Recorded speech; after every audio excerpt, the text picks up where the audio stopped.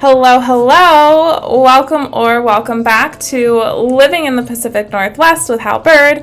I'm Hal Byrd. I am a licensed realtor and certified relocation specialist in Oregon and Washington, helping people from all over the country move to and move within Southwest Washington and the Portland metro area. Today we're going to be talking about the Hello. Welcome.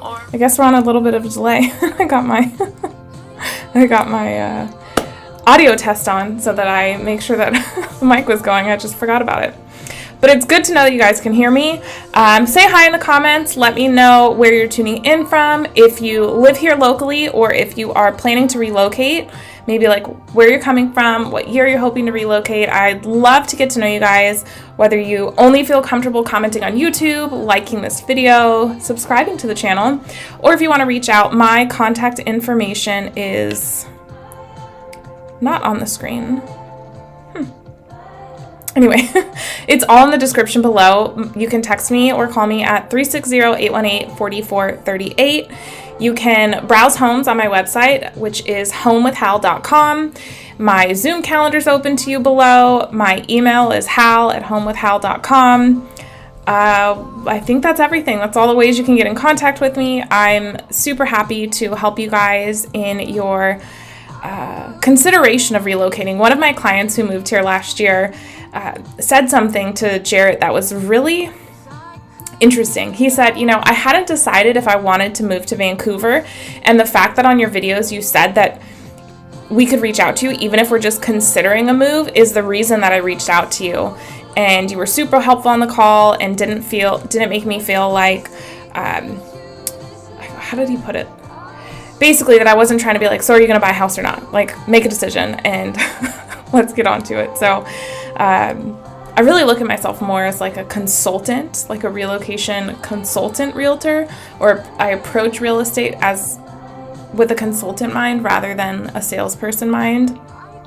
I have so many fantastic clients and thankfully a really strong, successful business that I don't even think if I was, just starting out that I would ever want to pressure someone into making a wrong decision for them. I couldn't live with that on my conscience. So I'm really, when we talk, it's about you and what you're looking for and helping you decide what neighborhoods are going to be right for you and seeing if Southwest Washington is going to be a good fit or if the Portland metro area is going to be a good fit, because it might not be.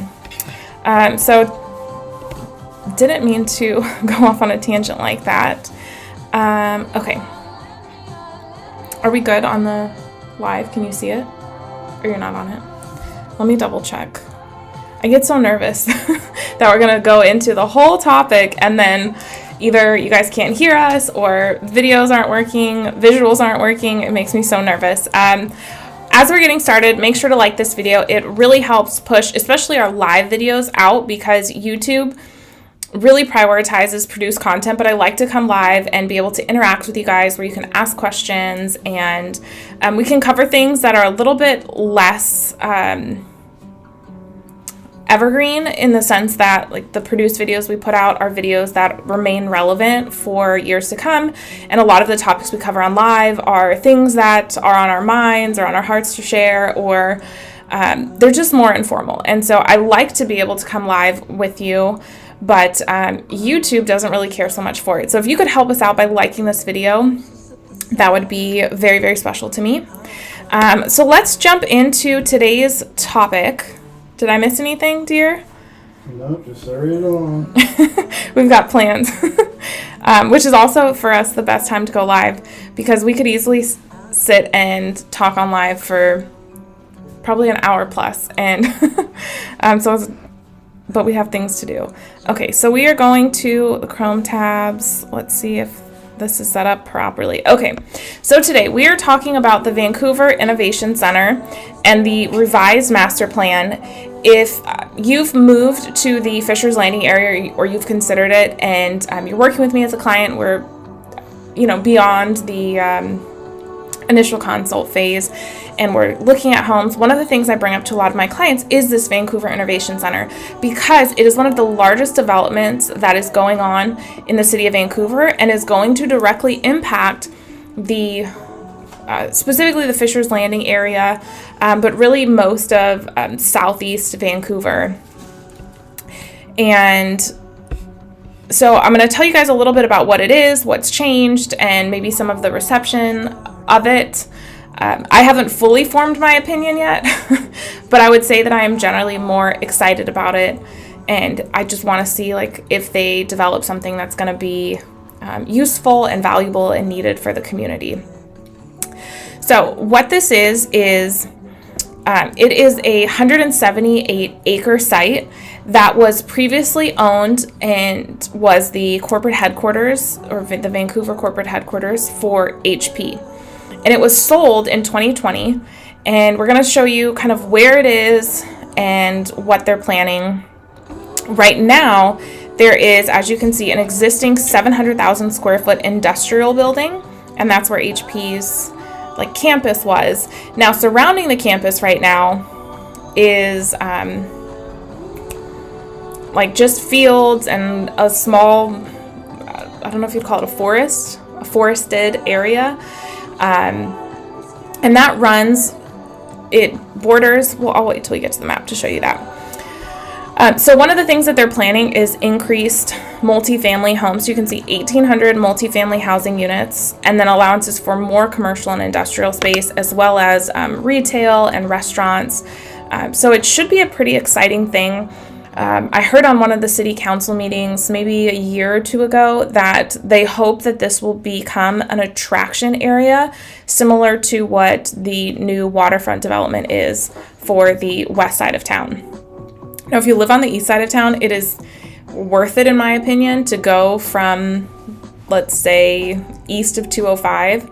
If you live east of 205, it's worth it to go to downtown to go to the waterfront, because it's beautiful. It's not as busy as I think a lot of people would think. Like, a lot of my clients who have come from out of town are like, wow, if this was in Denver, if this was in Florida, if this was in Texas, it would be so packed. And maybe one day it will be like that, but at least right now it's very enjoyable. Parking can be a little bit challenging, but they are putting a parking garage down at the waterfront, although that's not what we're here to talk about. So let me show you. So that's kind of the nuts and bolts of it. I'm going to show you where this is. Let's see if I can work my devices properly to get this to work. No? All right. I need to move this up. There we go. Hey, look at me. Okay, so this is a satellite image of what Vancouver looks like. And I'm starting a little zoomed out. Why is it not as zoomed out for you as it is for me? That's weird. Okay. We'll zoom out a little more. Okay. So you can see Portland to Vancouver, and then this is the Columbia River dividing Oregon and Washington. What a lot of people don't understand, I think, mentally when they visit Vancouver is, yes, the river runs east to west, but at the very end of Vancouver, it merges with the Willamette River and goes north. And it goes north for quite some time. So that's why when people hear about, like you can go paddleboarding in Ridgefield, I was talking about that recently on a live, and people were like, mentally, how does that work? Because Ridgefield is north of Vancouver and the river's running east-west. Well, it actually goes north in some areas.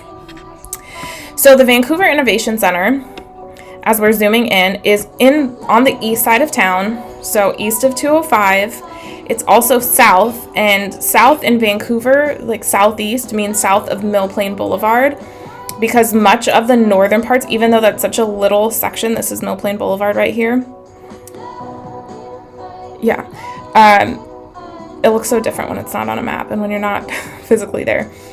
You're like, this little sliver is what's considered like the south part of Vancouver. And yes, because the city limits only go up to about 500. They jet up to include the Costco up here. Much of this is unincorporated area. Salmon Creek is unincorporated. So Mill Plain is basically the divider between north and south in Vancouver. So as we're zooming in, You can see Fisher's Landing here. This is 164th Avenue. This is Highway 14 running pretty much along the river. And then you've got Southeast 192nd. If you live on this side of town, or if you're considering this side of town, the main streets you'll want to know is going to be 164th, 192nd, Highway 14, and Mill Plain. Those are the main through streets that are going to connect north-south, east-west. And then you have a bunch of other like smaller side streets that you'll use. But those are the main streets where all of the shopping is. For instance, like Trader Joe's is off of Mill Plain and Chicolive over here, just east of the 205. Okay, so where is the Innovation Center? This is 192nd, is the Innovation Center. So we'll zoom in a little bit more. So you can see all of this undeveloped land. And here on the west side of this property, they actually have, what are they, cows, steer? Wildlife, wild animals. I guess they're not wild. They're captive animals. In the many years that we've lived here, we've driven by it a million times, and I think they're considered steer. But aside from adoring brown cows, I don't really know much about farm animals. So this is the 179 acres, and when you're on 176th here, which is a smaller residential through street, and then you can kind of see 192nd peeking out here, you can't really see much of the existing commercial development. Now, from what I understand in reading these articles, the plan is to keep those buildings and to build around them, and what they're calling a 15 or 20-minute community, meaning that the surrounding homes will be able to walk there within 15 to 20 minutes to make Vancouver more walkable. We don't live in the most walkable town. We're pretty bike friendly, not as good as Portland, but I think it's a step in the right direction to make our communities more walkable, more bikeable. And then for people who live on the campus at the Vancouver Innovation Center, or the VIC, they're saying that you'll be able to get to your daily activities within a 5-minute walk. So I wanted to orient you to where this is located. This is on the border of Vancouver and Camas. So if you go just across the street to 192nd, most addresses on the east side of 192nd are going to be Camas addresses. Technically, the city lines are like all divided. I don't know why they couldn't just split it down 192nd, but they didn't do it that way. Okay, so we're going to move this back. Woohoo! Look, this is working. Okay, so I want to show you the developer's website because I want you to see what they're hoping it to be, which could be considered somewhat aspirational. And so it says the Vancouver Innovation Center is the focal point of a soon-to-be iconic mixed-use light industrial and flex campus with community and collaboration at the heart of its design. Going to work never looks so good. That would be pretty cool to walk to work. Open spaces, fresh minds. So this is what they're hoping it's going to look like. Future availability. So you can start to see here the new design that they've unveiled. They are going to request City Council's permission to change their design. They already had an approved design with a middle school, I believe Evergreen School Districts. I think it's a middle school. Some single family housing, some townhome style homes and apartments are what was originally planned to be there, in addition to the commercial development. And it seems to me like they are trying to fit more homes in the same amount of space, which is no surprise from a developer. Let's see. A central location set on more than 52 acres surrounded by 127 acres of walkable, bikeable space.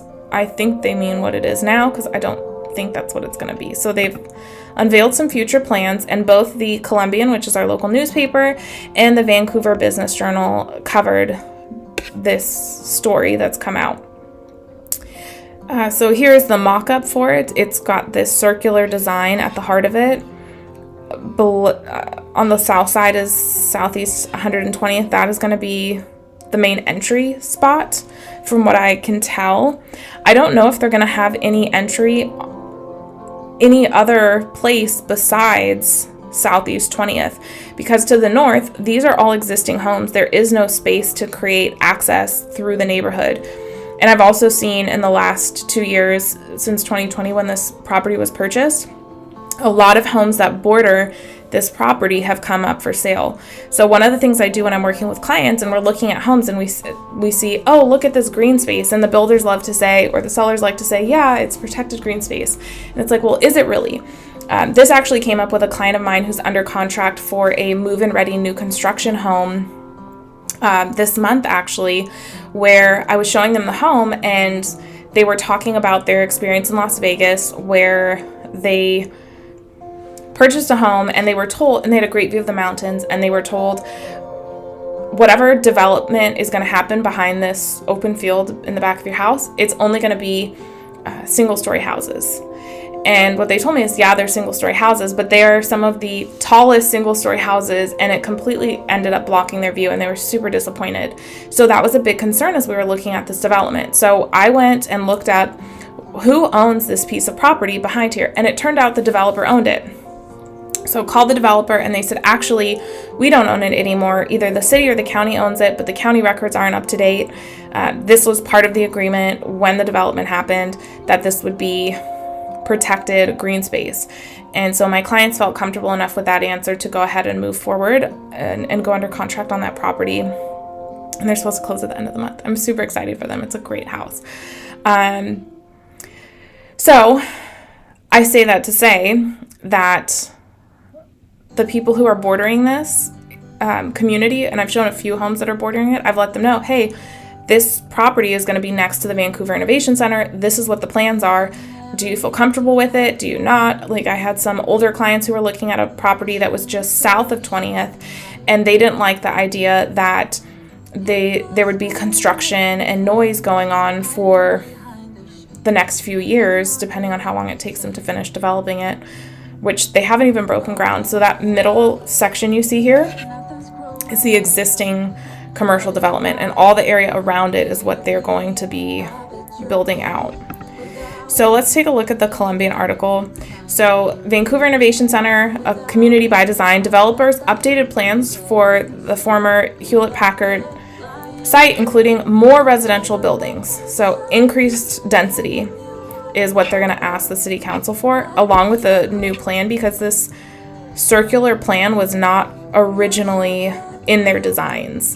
And you can look back and see, I don't have them pulled up here, but you can look back and see the former plans. The developers are based out of New York. It's a collaboration between New Blueprint Partners and Rabina is the development partner. And so their goal is to turn it into a destination with residential homes, retail businesses, parks, and trails, in addition to its manufacturing space. So it'll be interesting to see what the city council does. This is what I was telling you earlier. The so-called 20-minute community intends to allow members of the surrounding neighborhoods the ability to walk to the campus amenities like shopping and open spaces within just 20 minutes. I hope, regardless of if it's a 20-minute community, and I hope that's not just a veil for them to develop less parking, because that would be, I think, disappointing.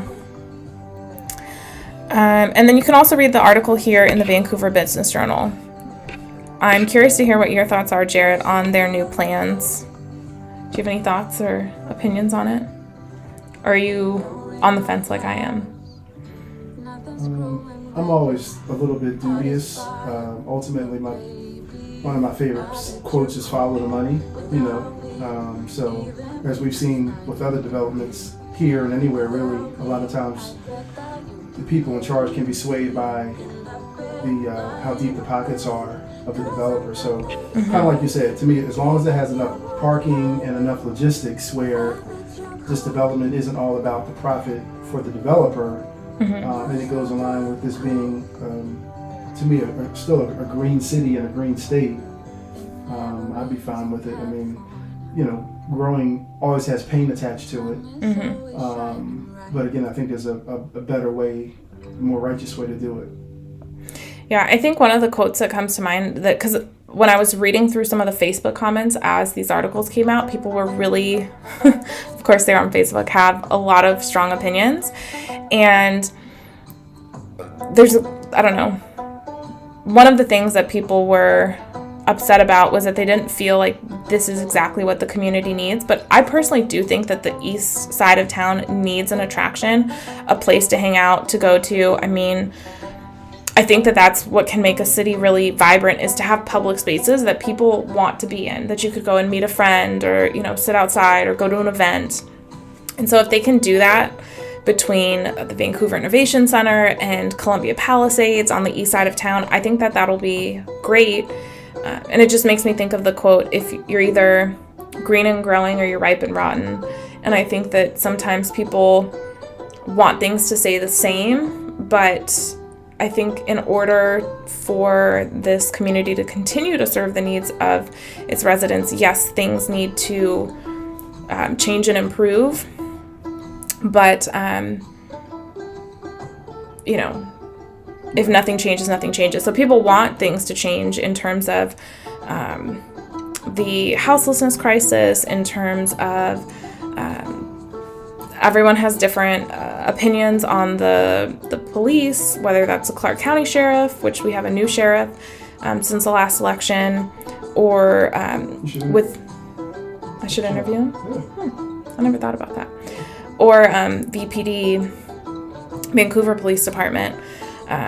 But nothing changes if nothing changes. And so I think it's good that the city is growing and trying to put things in place that'll make it an even nicer place to live. Yeah, and it's easy to complain. Like, I try to find myself being critical and being aware. I can't say woke anymore because that word has been hijacked.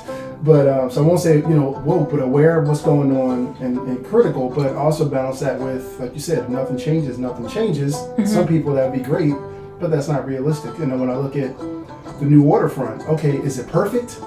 No. Could it be better? Yeah, of course. But by and large, does it add a whole lot to my experience living in Vancouver and greater Vancouver? Absolutely. Yeah. So I just think that's, there'll always be no shortage of people to complain.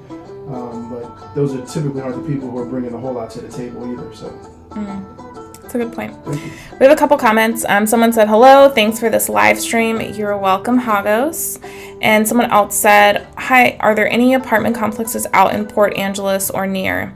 I don't cover that area. I'm sure that there are. Rentals are very difficult and not cheap in at least our area here, but I'm not really familiar with that. I don't know where Port Angeles is in relation to where you service primarily. So Port Angeles is more in the Sound, more in the northwestern part of the state, and I serve the southwest part of the state.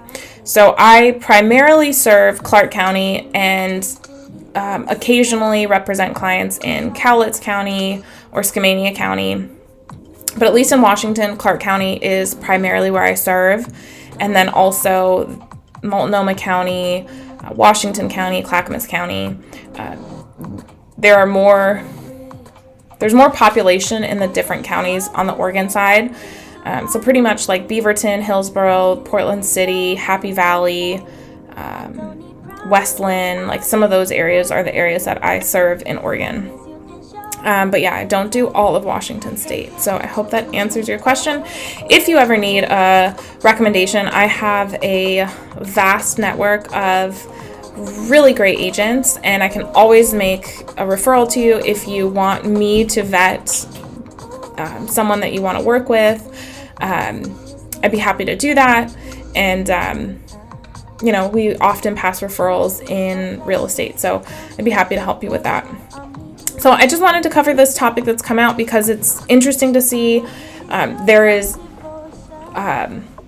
last time we went live with Home with Hal, we talked about the port projects, and you can see that businesses are investing in our community, and that is good in my opinion because it brings jobs, it helps the local economy if it's done right, and there's opportunity there. So I think that's generally overall a good thing, and I hope that it benefits the majority in Vancouver. So I think that's all I have for you guys. We are off to meet up with some clients this evening for a little happy hour movie situation. If you're local and you want to be invited, you want to meet other people, I often will host events for my clients or people that I'm working with that are local. So if you've been watching this channel and you moved here and you're renting and you think you want to use me as an agent in the future, I'd love to be able to meet you. We can socialize, and you can meet some of my other clients and hang out. I love to connect people. That's one of my favorite things to do. So, and I think this will be sorry to hijack your broadcast. Oh, you're fine. But I think this would be a really good segue into, again, March is Hal and I's 5th year in the Northwest. Mm-hmm. And again, when we moved up here, we didn't have any friends and we didn't have any family. Don't still have any family, but no friends. So the takeaway is, we met a lot of amazing people along the way, some really great and dear friends. But one of the things that I think is important to you, and not just a typical standard realtor, because I always jokingly say everybody knows 1,000 agents, right? That's nothing special. Mm-hmm. But what makes you special, and kind of what we're trying to do here special, is that a lot of you guys are in the process of relocating like we did. And in doing so, we don't want you to just have a transaction with a real estate agent. We want you to kind of find a real home here, have a sense of community, mm-hmm. and maybe even let us kind of shortcut some of the friendships that you'll make. So I'm really excited about this event tonight and kind of subsequent opportunities to introduce people. I get a lot of joy out of when we have events or when we have get-togethers or when we introduce people, and you kind of see relationships start from there. So something mm-hmm. that I think is really cool. Like over the holidays when we introduced our 2 friends that are both German speakers. Deutschland. Someone asked, how can I book a Zoom meeting with you? You can go to bit.ly/Zoom with Hal. Yeah, I can. It's also in the description if you don't want to remember that. But yeah, bit.ly/Zoom with Hal is how you can book a Zoom. Okay, I think that's everything. Thank you guys for checking your subscription and liking the video. It really means a lot to me. I look forward to catching you guys next time. Ciao. Ciao.